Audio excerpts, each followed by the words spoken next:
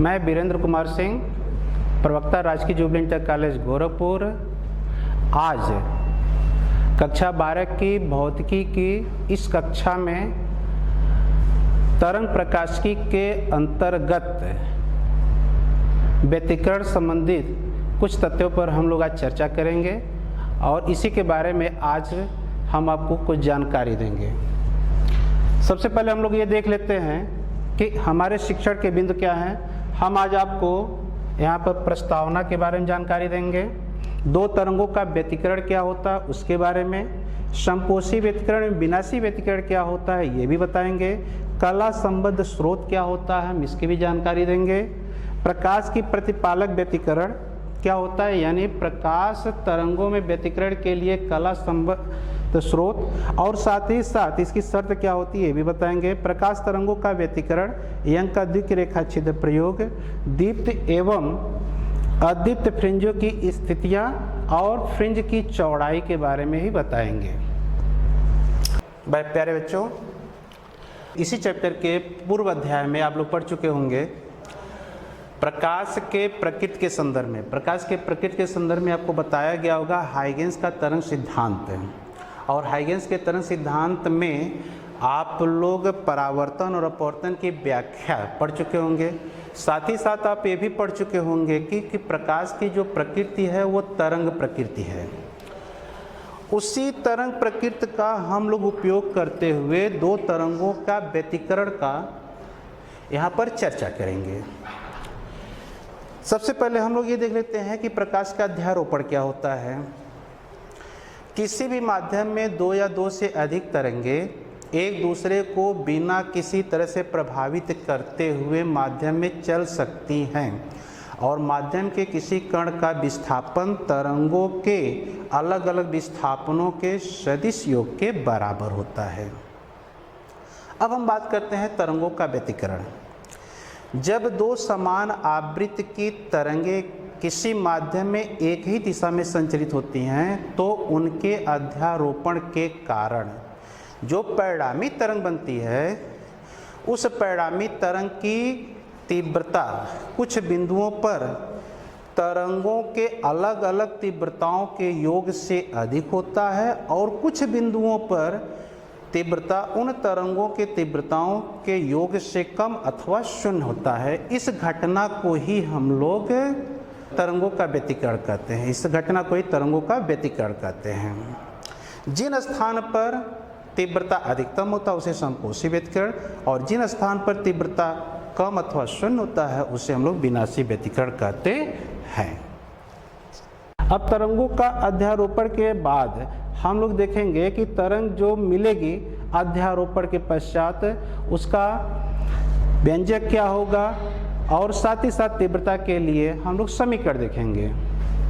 अब मान लीजिए एक ही आवृत्ति की दो तरंगों के आयाम A1 तथा A2 हैं और उनके बीच का कालांतर फाई है। यदि इन तरंगों के विस्थापन y1 और y2 है तो ऐसी स्थिति में y1 बराबर a sin omega t minus kx, और दूसरे तरंग का समीकरण हो जाएगा y2 equal to a sin omega t minus kx plus phi, जहाँ ओमेगा तरंग की कोणीय आवृत्ति एवं के तरंग संख्या है। यहाँ पर जो है देखा जाए फाई दोनों तरंगों के बीच का कालांतर है और इसी कालांतर के आधार पर आगे हम लोग परिणामी तीव्रता का किस तरह से वितरण होता है या परिवर्तन होता है उसके बारे में अध्ययन करेंगे।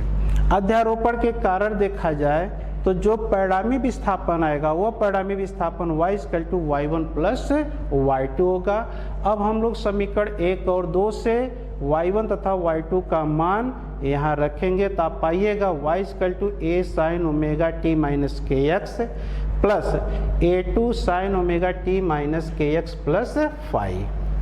अब आप त्रिकोणमिति के समीकरण जिसका उपयोग आप लोग कर चुके होंगे, sine a plus B is equal to sine of a cos of b plus sine of b cos of a, इसके द्वारा आप क्या करिए, इसको तोड़ दीजिए sine omega T minus K X plus five को, और तोड़ने के पश्चात पहले आप क्या करिएगा, sine omega T minus K X common ले लीजिए यहाँ पर। तो एक ब्रैकेट में आप पाएंगे a one plus a two cos phi, उसके बाद ए टू साइन फाइव को एक ब्रैकेट में रख लीजिएगा तो आप पाएंगे कास omega T minus K x से।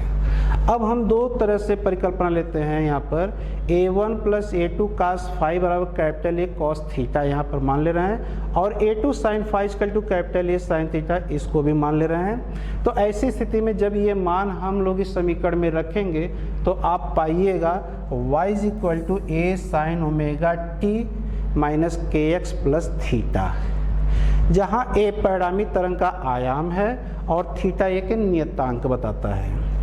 यही परिणामी तरंग का समीकरण जो कि मूल तरंग के समान है, यानी जो व्यतिकारी तरंगे हैं हमारी y1 तथा और y2, उनके लिए जिस तरह से समीकरण लिए हैं उसी तरह के समीकरण हमको परिणामी तरंग का समीकरण भी प्राप्त हो जाता है। अब क्या करते हैं, चूंकि हमको परिणामी तरंग का आयाम निकालना है तो आयाम निकालने के लिए इसी समीकरण 3 और 4 का, समीकरण 3 और 4 का वर्ग करेंगे और वर्ग करके फिर हम इसको जोड़ देंगे। 3 और 4 का वर्ग करिए, वर्ग करके जोड़ेंगे तो आप पाइएगा a square equal to a one square plus a two square plus 2a1 a2 cos phi. यही बताता है आपका परिणामी आयाम के लिए व्यंजक है। क्या बता देगा ये, परिणामी आयाम के लिए व्यंजक हो जाता है। इस व्यंजक से यह स्पष्ट है कि यहाँ पर परिणामी आयाम दोनों तरंगों के बीच इस कलांतर फाई पर निर्भर करता है। यदि परिणामी तरंग की तीव्रता हम लोग आई मान लेते हैं तो आप जानते हैं कि किसी भी तरंग की जो तीव्रता है आई वो प्रोपोर्शनल टू होती है आयाम के वर्ग के, यानी I proportional to A square or I बराबर के ए स्क्वायर, जहाँ यहाँ पर k को हम लोग समानुपाती नियतांक लेते हैं। इसके आधार पर हम लोग लिखे हैं i बराबर के ए स्क्वायर। अब इस समीकरण से a का मान रख दीजिए तो i बराबर हो जाएगा k a one square plus a two square plus 2a1 a2 cos phi. k से क्या करिए, प्रत्येक पद में गुणा करिए तो i इक्वल टू के a one square k a two square plus 2 under root k into a one into under root k a to cos five. यहाँ पर अंडर रूट के और अंडर रूट के से जब आप गुणा करेंगे तो ये k आ जाएगा। तो ऐसी स्थिति में जो तीसरा पद में k आएगा उसका वैल्यू समान पड़ा रहेगा। जहाँ अब हम लोग क्या करते हैं, ये I1 इक्वल टू के ए वन स्क्वायर ये पहली तरंग की तीव्रता बताता है, I2 इक्वल टू के ए टू स्क्वायर ये दूसरी तरंग की तीव्रता बताता है। इसी के आधार पर अगर आप चाहें तो दोनों पक्षों का वर्गमूल ले लेता आप पाएंगे अंडर रूट I1 बराबर under root k a one and under root I2 बराबर under root k a to. इन दोनों समीकरणों का हम आगे चल करके फिर यूज करेंगे। अब समीकरण 5 से जो हमको मिला i equal to I1 plus I2 plus 2 under root I1 I2 cos five से स्पष्ट जाता है कि परिणामी तरंग की तीव्रता दोनों तरंगों के बीच के कलांतर पर निर्भर करती है। अब एक परिस्थिति और लेते हैं कि अगर मान लेते हैं कि दोनों तरंगों के आयाम बराबर हैं, यानी जो आपने दो आयाम लिया था A1 और A2 ये आपस में यदि बराबर हैं तो ऐसी स्थिति में इनकी तीव्रता भी बराबर हो जाएगी, और जैसे ही तीव्रता बराबर होती है तो मान लीजिए I0 के बराबर है। अब समीकरण 5 से आप I1 बराबर I2 बराबर I0 रख दीजिए और उसको जब आप सिंप्लीफाई करेंगे तो I बराबर 4I0 cos स्क्वायर 5/2 प्राप्त हो जाएगा। अब इन कलांतर के आधार पर ही हम लोग देखेंगे संपोषी व्यतिकरण क्या होता है। तो व्यतिकरण क्षेत्र में वह बिंदु जहां पर तीव्रता दोनों तरंगों के तीव्रताओं के योग से अधिक हो, ऐसे बिंदु को हम लोग संपोषी व्यतिकरण कहते हैं। संपोषी व्यतिकरण में जो परिणामी तीव्रता रहेगी तरंगों के अलग अलग तीव्रताओं के योग से भी अधिक होती है, और संपोषी व्यतिकरण के लिए आवश्यक होता है कि यहाँ पर cos फाई का मान +1 हो। जब cos फाई का मान +1 लेंगे तो ऐसी परिस्थिति में ट्रिग्नोमेट्रिक के अनुसार देखेंगे कि अगर फाई का मान 0 रहेगा तभी +1 आएगा, 2 पाई रहेगा तभी +1 आएगा, 4 पाई रहेगा तब भी जो है +1 आएगा, 6 पाई रहेगा। सामान्य रूप से देखा जाए तो फाई का मान 2m पाई, जहाँ m बराबर हो जाएगा 0, 1, 2, 3 एंड सो ऑन। इस तरह से प्रोसीडिंग आप करते रहेंगे और इसके बिहाफ पर आप क्या कर लेंगे कि दोनों तरंगों के बीच जो पथांतर है उसकी गणना कर लेंगे और उस पथांतर के लिए जो समीकरण हम लोग यूज करेंगे वो होता है डेल्टा x बराबर λ/2 पाई गुणे कलांतर। इसके आधार पर हमको पथांतर मिलेगा डेल्टा x बराबर m लैम्डा बराबर हो जाएगा 0, लैम्डा, 2 लैम्डा, 3 लैम्डा। मीनिंग्स यहाँ पर m का मान हम 0, 1, 2, 3, 4, 5 ऐसे करते चले जा रहे हैं तो हमको पथांतर जो है लैम्डा के टर्म में मिलता चला जा रहा है। तो अब समपोषी व्यतिकरण के लिए क्या शर्त होगी इसको देख लिया जाए। पहला, दोनों तरंगों के बीच कलांतर 0 या पाई का समगुणक होना चाहिए, अर्थात तरंगे एक ही कला में यानी समान कला में मिलना चाहिए। दूसरा, दोनों तरंगों के बीच का जो पथांतर है वह 0 हो अथवा तरंगदैर्घ्य लैम्डा का क्रमिक गुणन होना चाहिए। मीनिंग्स ये है कि अगर दोनों तरंगों के बीच का जो पथांतर या तो 0 रहे या तो वह तरंगदैर्घ्य लैम्डा के क्रमिक गुणन के हो तो ऐसी स्थिति में वहाँ समपोषी व्यतिकरण मिलेगा। और समपोषी व्यतिकरण में आप देखेंगे तब I max बराबर I1 plus I2 plus 2 under root I1 I2। चूँकि यहाँ पर cos फाई की वैल्यू 1 है इसलिए यहाँ पर हमने 1 रखा है। अब आप इसको क्या कर सकते हैं, I max बराबर गणितीय रूप में जब आप इसका सरलीकरण करेंगे तो ये हो जाएगा under root I1 plus under root I2 का होल स्क्वायर।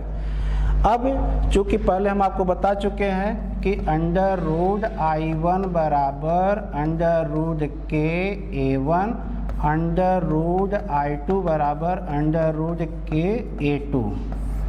इन दोनों समीकरण से हम लोग फिर क्या कर रहे हैं, इसका मान रखे हैं। आप k को जैसे ही ब्रैकेट से बाहर करेंगे यहाँ का वर्गमूल हट जाएगा, सिंपली k मिलेगा और आपको ब्रैकेट मिल जाएगा A1 प्लस A2 का होल स्क्वायर। अब अगर मान लीजिए समपोषी व्यतिकरण के स्थान पर अधिकतम आयाम Amax है तो I max इक्वल टू जाएगा K Amax का स्क्वायर। अब समीकरण 6 और 7 की अगर आप तुलना कर देंगे तो यहाँ पर आपको परिणामी आयाम मिल जाता है Amax A1 प्लस A2। साथ ही समीकरण से यह भी देखिए स्पष्ट है कि समपोषी व्यतिकरण में जो तीव्रता होती है तरंगों के तीव्रताओं के योग से इतना ये पद अधिक होता है। यानी समपोषी व्यतिकरण में दोनों तरंगों के तीव्रताओं के योग से भी अधिक तीव्रता होती है। अब हम लोग बात करेंगे विनाशी व्यतिकरण। तो जिन बिंदुओं पर तीव्रता न्यूनतम हो अर्थात वह बिंदु जहाँ पर दोनों तरंगों के तीव्रताओं के योग से भी कम तीव्रता मिले वहाँ विनाशी व्यतिकरण होता है। और विनाशी व्यतिकरण के लिए आवश्यक है कि cos फाई का मान यहाँ पर -1 होना चाहिए। तो ऐसी परिस्थिति में हम लोग कलांतर का मान देखेंगे। अगर हम फाई बराबर पाई रखें तो इसका मान -1 होगा, 3 पाई रखें तभी -1 होगा, 5 पाई रखें तभी -1 होगा। सामान्य रूप से देखा जाए तो हो जाएगा 2m-1 इंटू पाई, जहाँ m बराबर 1, 2, 3, 4 आप ऐसे प्रोसीडिंग करते रहेंगे। इसके आधार पर आप पथांतर पाएंगे डेल्टा x बराबर λ/2, 3 λ/2, 5 λ/2। इस तरह से आप पढ़ता चला जाएगा और जनरल रूप में आप इस तरह से फार्मूला प्राप्त करेंगे पथांतर के लिए। अब विनाशी व्यतिकरण के लिए क्या शर्त होनी चाहिए, उस शर्त के लिए देखिए दोनों तरंगों के बीच का कलांतर पाई का विषम गुणक होना चाहिए। क्या होना चाहिए, पाई का विषम गुणक होना चाहिए, यानी दोनों तरंगे विपरीत कला में मिलनी चाहिए। दोनों तरंगों के बीच का जो पथांतर है वो λ/2 का विषम गुणक होना चाहिए। यहाँ पर ये तरंगों होगा, λ/2 का विषम गुणक होना चाहिए। अब इसके पश्चात हम लोग क्या करते हैं, परिणामी न्यूनतम तीव्रता निकालते हैं। तो परिणामी न्यूनतम तीव्रता निकालने के लिए आप क्या करेंगे, जो पहले वो समीकरण प्राप्त किए थे I बराबर I1 plus I2 plus 2 under I1 I2 cos phi जो मिला था, इसमें क्या करते हैं cos फाई का मान -1 रखेंगे। तो ऐसी परिस्थिति में आप यहाँ पर देखिए एक समीकरण ये मिलेगा, और फिर इसका जब हम सरलीकरण करेंगे तो ये हो जाएगा √I1 माइनस √I2 का ये होल स्क्वायर बराबर हो जाएगा के A1 माइनस A2 का ये होल स्क्वायर। यदि परिणामी न्यूनतम आयाम A min है तो I min equal to K A min का स्क्वायर होगा, अर्थात A min equal to A1 minus A2 ये प्राप्त होगा, यानी ये सबसे न्यूनतम आयाम होगा। अब हम लोग संलग्न चित्र में थोड़ा सा विचार करते हैं। जैसे मान लीजिए दो यहाँ पर तरंग स्रोत हो गए S1 और S2। एक बिंदु आप P लिए हैं, लेकिन जो बिंदु P आप ले रहे हैं वह बिंदु इस प्रकार है कि इस O की दूरी है S1 और S2 से एक समान है, यानी S1O is equal to S2O। S1O is equal to S2O। ऐसी स्थिति में यहाँ पर S1 और S2 से चलने वाली तरंगें समान कला में मिलेंगी, और जब समान कला में मिलेंगी तो यहाँ पर तीव्रता अधिकतम होगा। लेकिन यहाँ P की बात करते हैं तो S1 और S2 से चलने वाली तरंगें जब P पर पहुँचती हैं तो भिन्न भिन्न पथ तय करती हैं। ऐसी परिस्थिति में ये देखा जाएगा कि S2P तथा S1P में इन दोनों के बीच का पथांतर क्या है। अगर मान लीजिए ये जो पथांतर है S2P minus S1P equal to lambda है, जो तरंग यूज कर रहे हैं उसके तरंग दैर्घ्य के बराबर है, तो यहाँ पर तरंगे समान कला में मिलेंगी, और समान कला में मिलने पर यहाँ P पर तीव्रता अधिकतम होगा। लेकिन अगर ये तरंग दैर्घ्य का आधा यानी λ/2 है तो तरंगे यहाँ विपरीत कला में मिलेंगी, और विपरीत कला में मिलने के कारण यहाँ पर तीव्रता न्यूनतम होगा। अब कला संबद्ध स्रोत है, ऐसे स्रोत जिनसे उत्सर्जित तरंगों के बीच कलांतर या तो शून्य हो, अथवा अगर कोई कलांतर है तो वह समय के अनुसार परिवर्तित नहीं होना चाहिए, उसे हम लोग कला संबद्ध स्रोत कहते हैं। अगर एक ही स्रोत से दो स्रोत प्राप्त करें तो ऐसे स्रोत कला संबद्ध होते हैं। लेकिन अगर दो स्वतंत्र स्रोत लेते हैं तो दोनों स्वतंत्र स्रोत वो कला संबद्ध नहीं होते हैं, और व्यतिकरण की घटना में तरंग स्रोत कला संबद्ध होना चाहिए। अब हम लोग देखते हैं प्रकाश तरंगों में व्यतिकरण के लिए क्या शर्त है, वही प्रतिपालक क्या होता चाहिए। तो पहला इसमें जो शर्त है सबसे महत्वपूर्ण वह है दोनों प्रकाश स्रोत कला संबद्ध होना चाहिए। दोनों प्रकाश स्रोत क्या होना चाहिए, कला संबद्ध होना चाहिए। दोनों तरंगों की आवृत्तियां एक दूसरे के ठीक बराबर होना चाहिए। तीसरा कहता है तरंगों के आयाम बराबर या लगभग बराबर होना चाहिए, यानी अच्छी तरह का विपर्यास प्राप्त करने के लिए यह आवश्यक है कि तरंगों के आयाम या तो लगभग बराबर हों या एग्जैक्टली बराबर हों। जो चौथा कंडीशन है स्रोत अत्यंत संकीर्ण होना चाहिए। अगर आप मान लीजिए चौड़ा स्लिट लेते हैं तो ऐसी परिस्थिति में यहाँ पर तरंगों के बीच तो अध्यारोपण होगा, लेकिन जो है उसका जो है जो दिखाई देना चाहिए फ्रिंज वो हमको सही से दिखाई नहीं देगा। इसके पश्चात देखते हैं प्रकाश तरंगों का व्यतिकरण।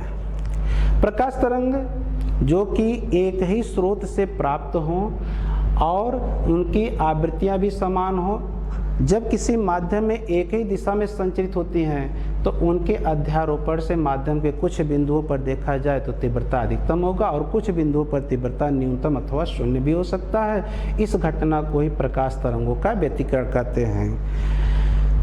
प्रकाश तरंगों में व्यतिकरण का अध्ययन सबसे पहले यंग साहब ने किया था। यंग साहब ने क्या किया कि एक अपारदर्शी वस्तु पर एक पहले छिद्र बनाए और उससे कुछ दूरी पर दूसरा अपारदर्शी एक प्लेट रखे जिसमें दो छिद्र S1 और S2 लिए, लेकिन छिद्र S1 और S2 एक दूसरे के काफ़ी समीप थे और साथ ही साथ S से उनकी दूरियां भी बराबर थी।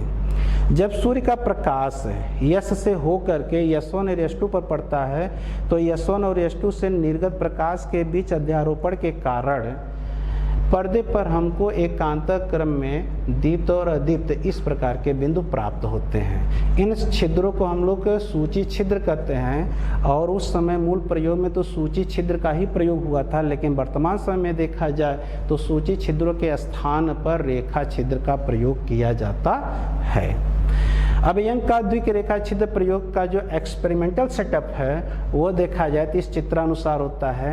यहाँ पर एक रेखा छिद्र यस है, यस से बराबर दूरी पर S1 तथा S2 रेखा छिद्र हैं, लेकिन S1 और S2 एक दूसरे के काफ़ी समीप हैं। इनसे कुछ दूरी पर एक पर्दा M रखा है। तो जब प्रकाश यस पर पड़ता है तो यस से यहाँ तरंगाग्र उत्सर्जित होता है। यह तरंगाग्र जब S1 और S2 पर पहुँचता है तो ऐसी परिस्थिति में यहाँ हाइगेंस के द्वितीयक तरंगिकाओं के सिद्धांत के अनुसार देखा जाए तो S1 और S2 पर स्थित प्रत्येक बिंदु एक नए तरंग स्रोत का कार्य करता है और यहाँ से द्वितीयक तरंगिकाएँ निकलती हैं और ये द्वितीयक तरंगिकाएँ माध्यम में सभी दिशाओं में फैलती हैं। जब ये द्वितीयक तरंगिकाएँ माध्यम में फैलती हैं अथवा गति करती हैं तो उसी समय इनके बीच अध्यारोपण होता है और अध्यारोपण के कारण यहाँ पर देखा जाए तो कुछ स्थानों पर तीव्रता अधिकतम मिलेगी और कुछ स्थानों पर तीव्रता न्यूनतम मिलती है।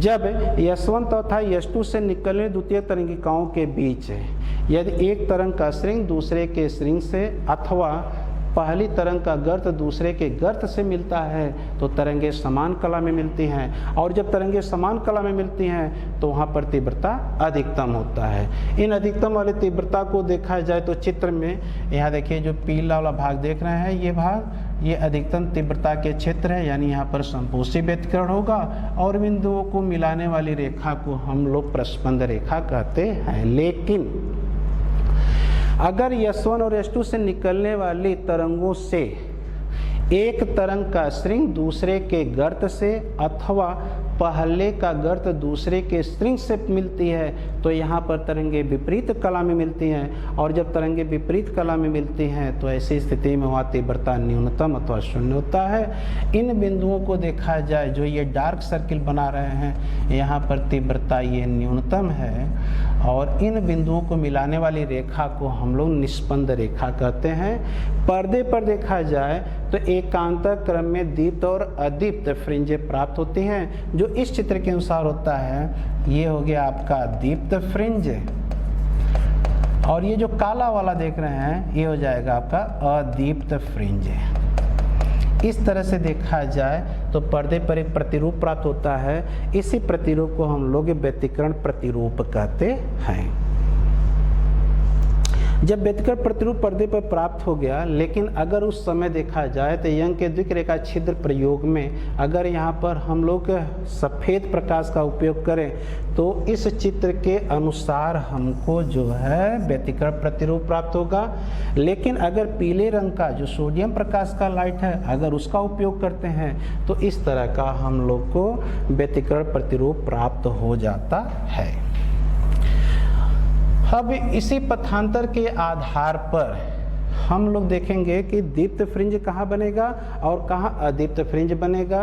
तो इसके लिए एक रेखा चित्र बना लेते हैं और उस रेखा चित्र की में हम आपको बताते हैं। यहाँ पर देखिए एक प्रकाश स्रोत है और ये प्रकाश स्रोत एक वर्णीय प्रकाश स्रोत है। कैसा प्रकाश स्रोत है ये? एक वर्णीय प्रकाश स्रोत है। इससे बराबर दूरी पर दो स्रोत और लिए गए, एक S1 और S2, यानी S1S बराबर है S2S।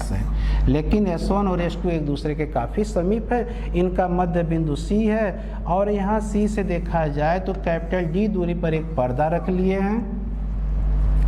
साथ ही साथ C से इसी पर्दे पर एक लंब डाल दिए हैं CO और इसी पर्दे पर एक बिंदु P ले रहे हैं जहाँ कि P की O से दूरी स्मॉल x है और इसी बिंदु P पर कोई फ्रिंज बनी हुई है और फ्रिंज की जो स्थिति है वह फ्रिंज की स्थिति यानी ये दीप्त होगा कि अदीप्त होगा ये इस बात पर निर्भर करेगा कि S1 और S2 के बीच का कालांतर कितना है।